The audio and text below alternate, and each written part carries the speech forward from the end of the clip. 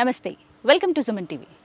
సాధారణంగా మనం పవర్ జనరేటింగ్కి ఎన్నో పద్ధతులు చూస్తూనే ఉన్నాం కదా. వాటన్నింటికీ భిన్నంగా ప్రపంచంలోనే మొట్టమొదటిసారిగా ఫ్రీగా పవర్ని జనరేట్ చేసే ఒక మెషిన్ని కనిపెట్టారు. ఇది సైంటిస్ట్ దంపతులు.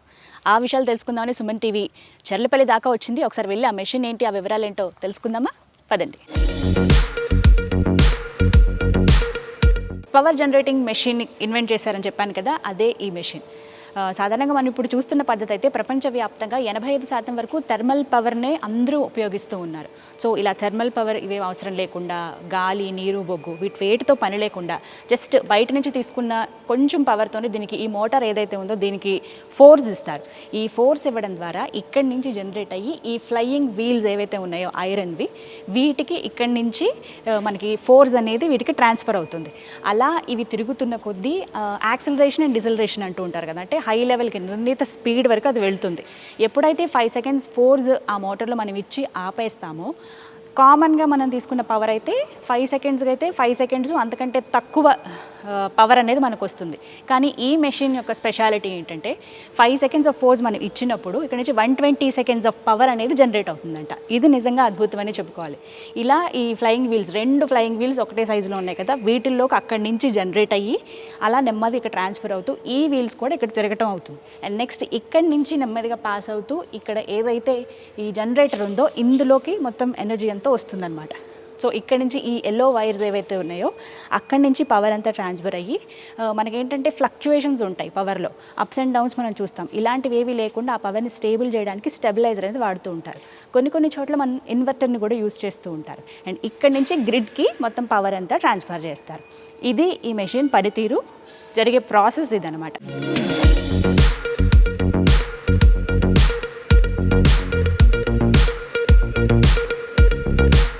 మామూలుగా శ్రీనివాస్ గారితో మాట్లాడుతున్నప్పుడు ఏం చెప్పారంటే టార్గెట్ ఏంటి అని అంటే స్మాల్ స్కేల్ ఇండస్ట్రీస్ కావచ్చు, మీడియం స్కేల్ కానీ and high level large scale industries ఏవైతే ఉన్నాయో వాటన్నింటికీ అవసరమైన విద్యుత్ని ఇలాంటి మెషిన్ ద్వారానే ట్రాన్స్ఫర్ చేస్తాము, పవర్ జనరేట్ చేయవచ్చు అని చెప్తున్నారు.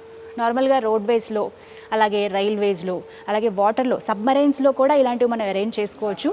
వాటికి తగ్గట్టుగా మెటీరియల్ అనేది కూడా యూజ్ చేయడం జరుగుతుందని చెప్పారు. అండ్ వాళ్ళ టార్గెట్ అయితే ఇదే. కానీ మాకే ఆశ్చర్యం అనిపించింది, 30 years వరకు అసలు ఎలాంటి పర్సనల్ లైఫ్ని అన్నిటిని పక్కన పెట్టేసి పూర్తిగా ఇందులోనే లీనమైపోయి ఇందులోనే ఇన్వాల్వ్ అయిపోయి వీళ్ళు కంప్లీట్గా తయారు చేయడం.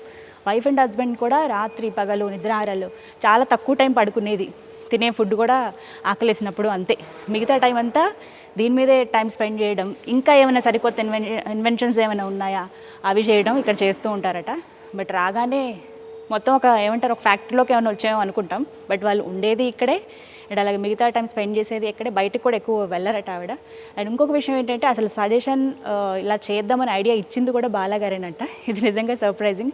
వైఫే ఐడియా ఇచ్చారు, హస్బెండ్ దాన్ని ఇంప్లిమెంట్ చేసి ఆ ఇంప్లిమెంటేషన్లో కూడా వైఫ్ తను తోడ్పడటం అండ్ ఇక్కడ దాకే తీసుకురావడం. అండ్ రీసెంట్గా మనకి November 22న దీనికి సంబంధించిన పేటెంట్ హక్కులు వారికి రావటం జరిగింది. సో ఒక రకంగా చెప్పాలంటే జస్ట్ పవర్ ఆన్ చేయడానికి, ఆ మోటార్లోకి పవర్ రావడానికి మాత్రమే బయట నుంచి పవర్ తీసుకుంటారు, మిగతా అంతా ఇక్కడే పవర్ జనరేట్ అవుతుంది. 5 సెకండ్స్ ఇస్తే 120 సెకండ్స్ వరకు ఎంతైతే విద్యుత్ వస్తుందో అంత విద్యుత్ జనరేట్ చేస్తుంది అనమాట. ఫర్ ఎగ్జాంపుల్ ఒక గంటకు అనుకుందాం, ఒక 1 hour అంటే 5 సెకండ్స్ గ్యాప్ ఇచ్చుకుంటూ మనం అలా ఫోర్స్ ఇస్తూ ఉంటే 1 dayకి సరిపడా పవర్ అనేది ఇక్కడ జనరేట్ అవుతుంది. సో ఈ లెక్కను మనం చూసుకుంటే తక్కువ ఖర్చుతో ఎక్కువగా పవర్ జనరేట్ అవ్వడం, వీళ్ళ కాన్సెప్ట్ అదే, యాక్సిలరేషన్ డిసలరేషన్. దీంతోనే వీల్తోనే ఏ పనైనా జరుగుతుంది. మనం ఇప్పటివరకు చదువుకున్న థియరీస్ ఇవన్నీ కూడా వీటన్నిటికీ భిన్నంగా దీన్ని ఆలోచించి ఈ రకంగా వాళ్ళు ఇన్వెంట్ చేయడం మనం చూసాం. సో 30 years వాళ్ళ శ్రమ ఇది. 10 ఏళ్ళుగా ఇదే ప్లేస్లో వాళ్ళు ఉంటున్నారట, ఇదే ప్లేస్లో వాళ్ళు ఉండడం, అన్నీ ఇక్కడే, ఇంకా మిగతా లైఫ్ అంతా పక్కన పెట్టేశారు. బట్ ఇన్వెన్షన్ అయితే చాలా కొత్తగా ఉంది, అందరికీ ఉపయోగకరంగా ఉంది. ఒక కామన్ మ్యాన్ని దృష్టిలో పెట్టుకునే ఈ మెషిన్ని ఇన్వెంట్ చేశామని చెప్పి శ్రీనివాస్ భాస్కర్ గారు అలాగే బాలా గారు చెప్తూ ఉన్నారు.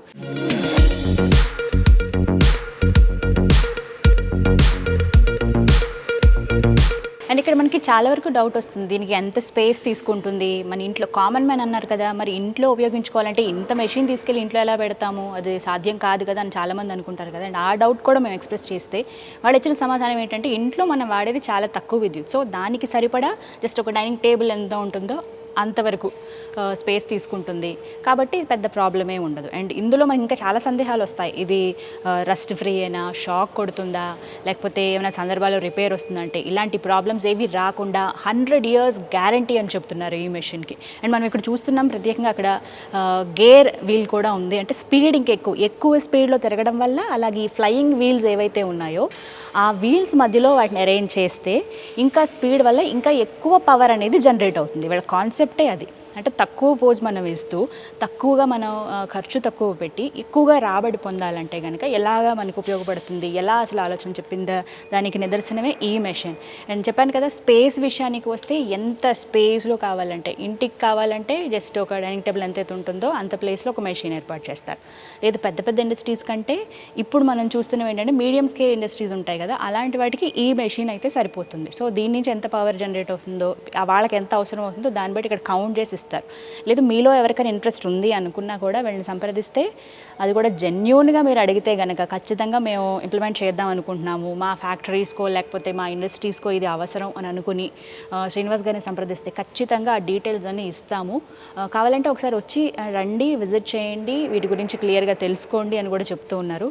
సో ఇక్కడ పక్కాగా ఇన్ఫర్మేషన్ అయితే ఉంది. ఇది ఎలాంటి బ్లఫ్ కూడా కాదు. చూసిన తర్వాత కూడా అందరికీ అర్థమవుతుంది. ఎందుకంటే ఎలా వాళ్ళు ఎంత శ్రమ పెట్టి దీని మీదే లైఫ్ అంతా కష్టాన్ని అన్నింటినీ వాళ్ళు ధారపోసి ఈ మెషిన్ ఇన్వెంట్ చేశారు. అసలు ఇది ఒక్కొక్క పార్ట్ని అటాచ్ చేయాలంటే ఎంత కష్టమో కూడా చెప్తున్నారు. ఎందుకంటే 3 months పడుతుందట పర్ఫెక్ట్గా అడ్జస్ట్ చేయాలి, డయామీటర్స్ అన్నీ చూసుకుని, వీళ్ళు ఎలా పడితే అలా పెట్టడానికి లేదు. అండ్ ఇవన్నీ కూడా పక్కాగా అరేంజ్ చేయాలి.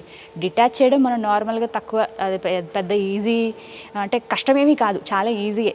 ఏ పార్ట్ కా పార్ట్ తీసేయడం ఈజీ, బట్ ఇవి అటాచ్ చేయడం అనేది చాలా కష్టం.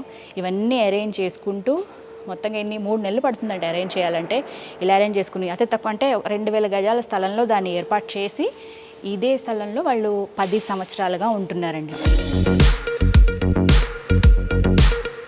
సో చూసారుగా 30 ఏళ్ల శ్రమకి ఫలితమే ఈ మెషిన్ ఏదైతే పవర్ జనరేట్ చేస్తుందో. ఇక్కడే వాళ్ళు ఉండేది కంప్లీట్గా 2000 గజాల స్థలం అండి ఇది. ఇక్కడ ఒక మెషిన్ అరేంజ్ చేశారు. ఒకటేమో జస్ట్ ఫ్లయింగ్ వీల్స్ తోటి, ఇంకొకటేమో గేర్ వీల్ కూడా ఉంది. అది కూడా అంటే 2 ఇక్కడ వచ్చిన వాళ్ళకి విజిటర్స్కి ఎక్స్ప్లెయిన్ చేసి చూపిస్తారు. చెప్పాను కదా, ఎలాంటి ప్లేస్లోనైనా కంఫర్ట్గా సరిపోయేలాగా, ఇండస్ట్రీస్ అయినా, స్మాల్ స్కేల్ అయినా, ఇంటి దగ్గరికి అవసరమైనా, లేకపోతే పొలాల్లో అయినా, లేకపోతే షిప్స్లో అయినా, ఇలా ఎక్కడైనా సరే ఇది ఇక్కడ మనం అరేంజ్ చేసుకోవచ్చు ఈ మెషిన్ని. సో చూస్తున్నారుగా, ఇవే సోఫాలు. వాళ్ళు ఇల్లు ఇదే కంప్లీట్గా. చిన్న చిన్న డాగ్స్ని పెంచుకుంటూ ఉన్నారు, ఒక 10 దాకా ఉన్నాయి కుక్కలు అయితే. అండ్ వాళ్ళని అడిగినప్పుడు కూడా అదేంటండి ఎందుకు పర్సనల్ లైఫ్కి దూరంగా ఉన్నారంటే, మా కళ ఇదే, మా పిల్లలు ఇవే, అన్నీ ఇవే, మేము ఆ మెషిన్ సక్సెస్ అవ్వాలి, ప్రతి ఒక్కరికి ఇది ఉపయోగపడాలి, ఇండియా డెవలపింగ్ కాదు డెవలప్ అయిపోయింది అలా కంట్రీ అని చెప్పుకునే విధంగా ఉండాలని చెప్పి వీళ్ళందరూ ఇక్కడ చెప్తున్న మాట అయితే అదే రాగానే. బట్ చాలా బాగుంది. ఇన్వెన్షన్ అయితే అదిరిపోయిందనే చెప్పాలి. అది కూడా మనందరం ప్రౌడ్గా ఫీల్ అయ్యే, మన తెలుగు వాళ్ళు దీన్ని కనిపెట్టారు, ఇన్వెంట్ చేశారు, అది ఇంకా హ్యాపీగా మనం చెప్పుకోవచ్చు. అండ్ ఇక్కడ ఇంకొక విషయం చెప్పాలి ప్రత్యేకంగా ఏంటంటే, చాలామంది అడుగుతూ ఉన్నారు కామెంట్స్ రూపంలో కూడా, ఫస్ట్ వచ్చే క్వశ్చన్ అదే, ఎంత ఖర్చు అవుతుంది ఏంటి అని. వాళ్ళ జీవితాన్ని దీనికోసం దారపోసారు కాబట్టి వాళ్ళు పెట్టిన ఖర్చు కన్నా మీకు ఏది అవసరం అవుతుంది, ఎంత ప్లేస్లో అవసరం అవుతుంది అది చెప్తే కనుక కంప్లీట్ డీటెయిల్స్ మీకు అందిస్తారు. జెన్యూన్గా ఉంటే కనుక, మీకు అవసరం అవుతుంది అని అనుకుంటే కనుక వీళ్ళని కన్సల్ట్ చేయండి, మీకు కావాల్సిన ఇన్ఫర్మేషన్ అంతా వీళ్ళు అందిస్తారు. సో మొత్తానికి అదిరిపోయే, చాలా తక్కువ ఖర్చుతో ఎక్కువగా పవర్ జనరేట్ అయ్యే మెషిన్ని కనిపెట్టి అందరినీ ఆశ్చర్యపరుస్తూ హ్యాట్స్ ఆఫ్ అని చెప్పేలా ఉంది వాళ్ళ ఇన్వెన్షన్ అనేది. చూసారుగా, ఇదే వాళ్ళ ఇన్వెన్షన్.